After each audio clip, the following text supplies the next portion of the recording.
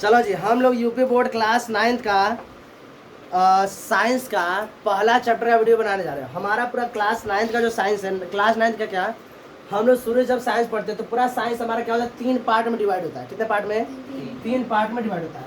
इसमें से एक होता है फिजिक्स यानी भौतिक विज्ञान, एक होता है केमिस्ट्री यानी कि रसायन विज्ञान, और एक होता है बायोलॉजी। ठीक है, ये बायोलॉजी होता है।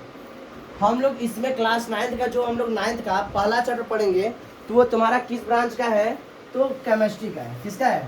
केमिस्ट्री का। उसके पढ़ने से पहले हम लोग ये समझ लेते हैं कि विज्ञान होता क्या है। देखो, हमारे आसपास जितनी भी चीज़ें हैं उनमें अगर कोई परिवर्तन हो रहा है, उनमें क्या हो रहा है, किसी प्रकार का अगर चेंज आ रहा है, परिवर्तन हो रहा है, उसके बारे में अध्ययन करना है, क्या कहलाता है? विज्ञान कहलाता है।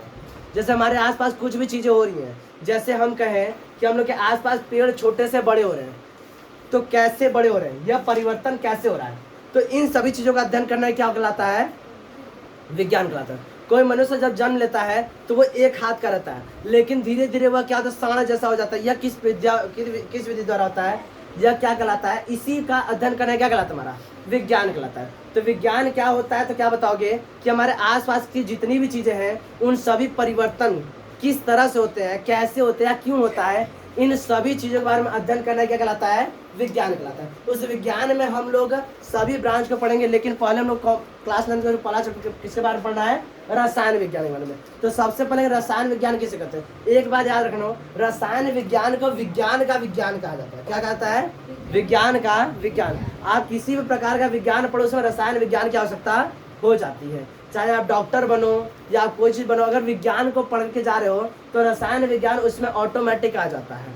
भाई रसायन विज्ञान मतलब कि कुछ क्या आएंगे, पदार्थ आएंगे, तो हमें पता है कि हमारा पूरा जीवन किस पर रहता है? पदार्थों पर ही निर्भर है। हम लोग सभी लोग पदार्थ से मिलकर बने हैं, पदार्थ पर ही हम लोग जीवित रहते हैं। ऑक्सीजन ये सब हमारे आसपास क्या है? पदार्थ है।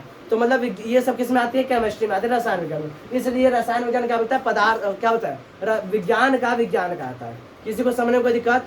और समझते रसायन विज्ञान किसे कहते हैं, केमिस्ट्री किसे कहता है? तो यह साइंस का एक ऐसा ब्रांच है जिसमें हम लोग अपने आसपास के पदार्थों को, उनकी संरचना को तथा उसके रासायनिक गुण मतलब उनके बीच में बंध किस तरह से बने हुए हैं, वो अंदर किस स्थिति में है, किस स्थिति में है, वह सॉलिड अवस्था में है कि लिक्विड में है कि गैस में, इन सभी चीज़ों का अध्ययन करना है क्या कहलाता है? केमिस्ट्री एंड रसायन विज्ञान कहलाता है। बात सुना रहा है? रसायन विज्ञान किसे कहते, क्या बताओगे? विज्ञान की वह शाखा जिसमें हम आसपास के पदार्थ तथा उसकी संरचना तथा उसके रासायनिक गुणों का अध्ययन करते हैं, क्या कहलाता है? रसायन विज्ञान कहलाता है। बात सुना रहा है? रसायन विज्ञान किसके समझ में आ गया? अब देखो, फादर ऑफ रसायन विज्ञान यानी कि रसायन विज्ञान के जनक किसको कहता है? तो एंटोनी लेवोसियर। एंटोनी लेवोसियर को रसायन विज्ञान का जनक कहता है। क्या कहता है? यानी कि फादर ऑफ केमिस्ट्री। क्या बोलते हैं? साथ साथ बोलते हैं, फादर ऑफ केमिस्ट्री बोलते हैं। भारतीय रसायन विज्ञान के जनक की बात की जाए तो भारतीय रसायन विज्ञान के जनक कौन है? पीसी राय यानी कि प्रफुल्ल चंद्र राय। क्या नाम है? प्रफुल्ल चंद्र राय। यह हमारे भारतीय रसायन विज्ञान क्या है? जनक है। ये हमारे क्या है? भारतीय रसायन विज्ञान के जनक है। यहाँ तक अगर किसी को समझने में दिक्कत तो बताएं। अब हम लोग स्टार्ट करेंगे हम लोग का जो केमिस्ट्री का पहला चैप्टर, इसका नाम है हमारे आसपास के पदार्थ। ये समझ में आ रहा है बात? अब आगे बढ़ा जाए। चलो जी, अब ध्यान से कुछ चीजें समझो। देखो, हम लोग पढ़ने जा रहे हैं हमारे आसपास के पदार्थ। ध्यान से इसको समझो। हम लोग को मेन टॉपिक किसके बारे में पढ़ना है? पदार्थ किसे कहते हैं। हमारा मेन हेडिंग क्या बनेगा? पदार्थ किसे कहते हैं। ध्यान समझो, जब हम लोग अपने आसपास की चीज़ों को देखते हैं, ठीक, तो हम लोग अपने आसपास ढेर सारी चीज़ों को देख पाते हैं। जैसे कि मनुष्य दिखाई देते हैं, आते चलते हुए वाहन, सड़कों पर दौड़ते हुए वाहन दिखाई देते हैं, हवाएं हमें महसूस की होती हैं, हम लोग के आसपास टेबल है, ये फैन है, ये दीवार है, ये सभी चीज़ें हम लोग अपने आसपास दिखाई देती हैं। अगर तुम लोग ध्यान देखो तो इनमें कुछ चीज़ें तुम्हें क्या दिखेंगी? कॉमन दिखेंगी। जैसे ये सभी वस्तुएं कुछ न कुछ अपना स्थान घेरी हुई है। घेरी है कि नहीं? जैसे ये टेबल स्थान घेरा है ना, हाँ, सड़क पर दौड़ते हुए वाहन स्थान घेरे हैं, ये हवा भी स्थान घेरते हुए पड़ चुके। बलून में हवा भरते तो बलून फूल जाता है, इसके अंदर हवा क्या कर रही है? स्थान घेरी है। जल क्या करता है? स्थान गिरता है। तो एक बात समझ आ रहा है कि यह वस्तुएं सभी क्या कर रही है, स्थान गिरे। अच्छा, ये यही और बोल रहा है कि यह हमारे आसपास की ये सभी क्या है, पदार्थ। क्या है, पदार्थ।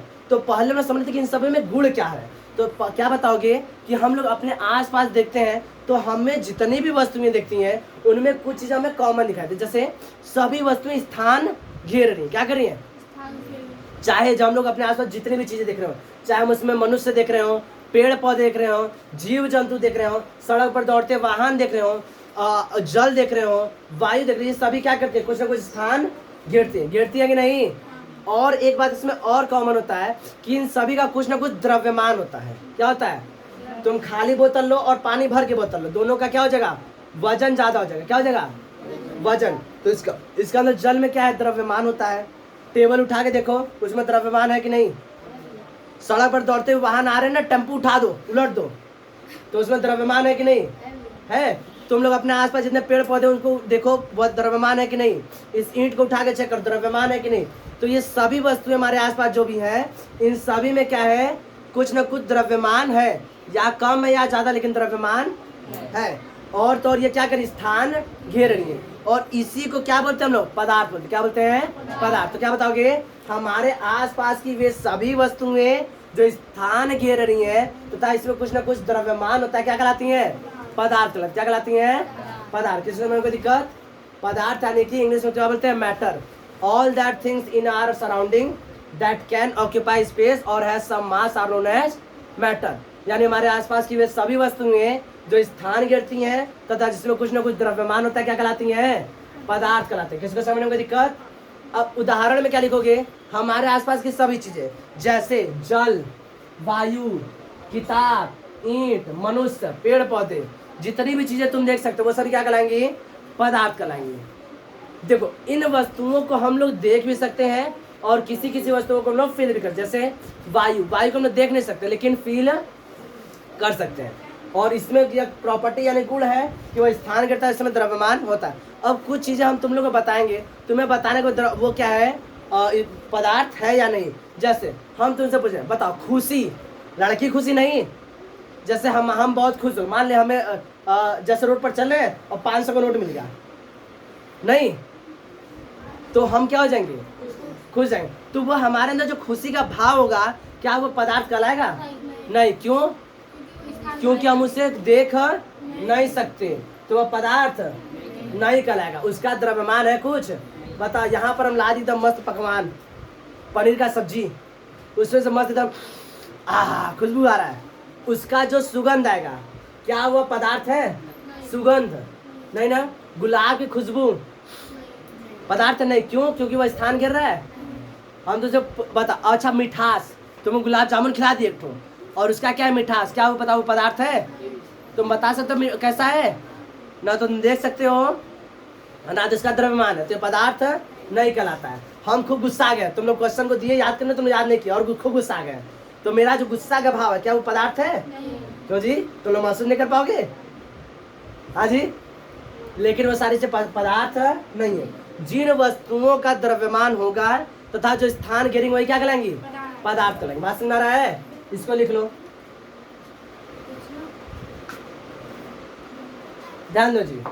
अभी हम लोग पदार्थ समझ लिए हैं। अब एक बात और समझो, ये जो सभी पदार्थ होते हैं, अब पहले ऐसा सोचा जाता था कि जितने भी पदार्थ होते हैं, चाहे कोई, जैसे मेरा डस्टर है, ये एक डस्टर है, ये एक चौक है, तो ऐसा लोग मानते थे कि यह चौक पूरा का पूरा इसी तरह बना हुआ, पूरा क्या हुआ है, इसी तरह बना। अगर ये इसी तरह है तो इसको और छोटे पीस में टूटना नहीं चाहिए, यही ना है। अगर ये इसी तरह है तो और छोटे पीस में टूटना नहीं चाहिए, समझो। जैसे कोई चीज़ अगर एक का एक है, एक ही पीस है, तो वो टूटना नहीं चाहिए, लेकिन अगर वो टूट रहा है तो ऐसा समझा गया कि वो टूट रहा है, इसका मतलब वो क्या है, छोटे कणों से मिलकर बना हुआ है। किससे मिलकर बना हुआ है, छोटे कणों से मिलकर बना हुआ है। तो बिना प्रयोगों पर सर्वप्रथम इसकी जानकारी किसने दी, महर्षि कणाद ने दी, जो भारतीय दार्शनिक थे। क्या थे, भारतीय दार्शनिक। तो सर्वप्रथम उन्होंने बताया कि हमारे आसपास की जितने भी पदार्थ हैं वह छोटे कणों से मिलकर बने होते हैं। किससे मिलकर बने होते हैं? छोटे कणों से मिलकर बने होते हैं, जिन्हें क्या बोलते हैं? परमाणु।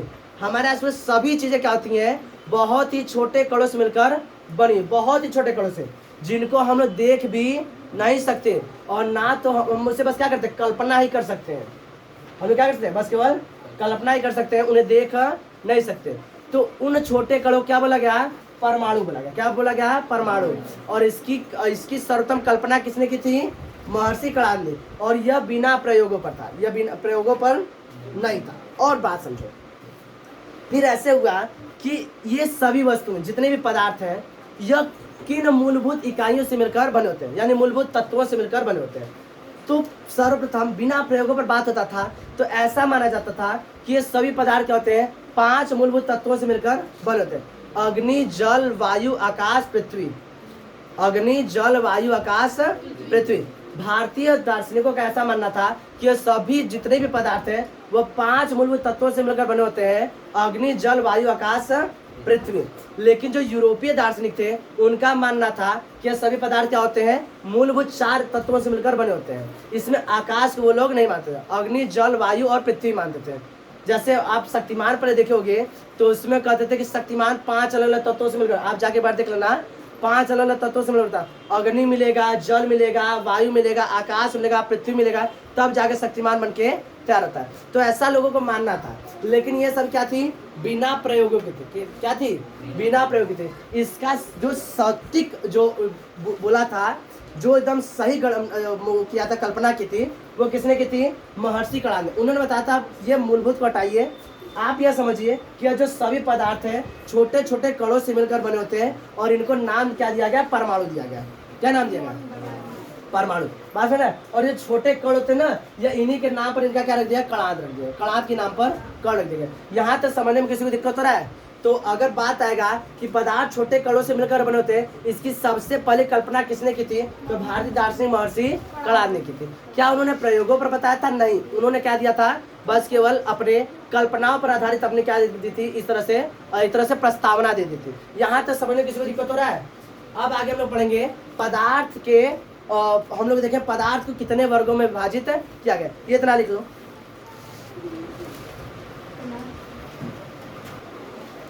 अब ध्यान समझो, हम लोग पदार्थ का विधिवत अध्ययन करने के लिए आधुनिक वैज्ञानिकों ने क्या किया? पदार्थ को 2 आधार पर वर्गीकृत किया गया।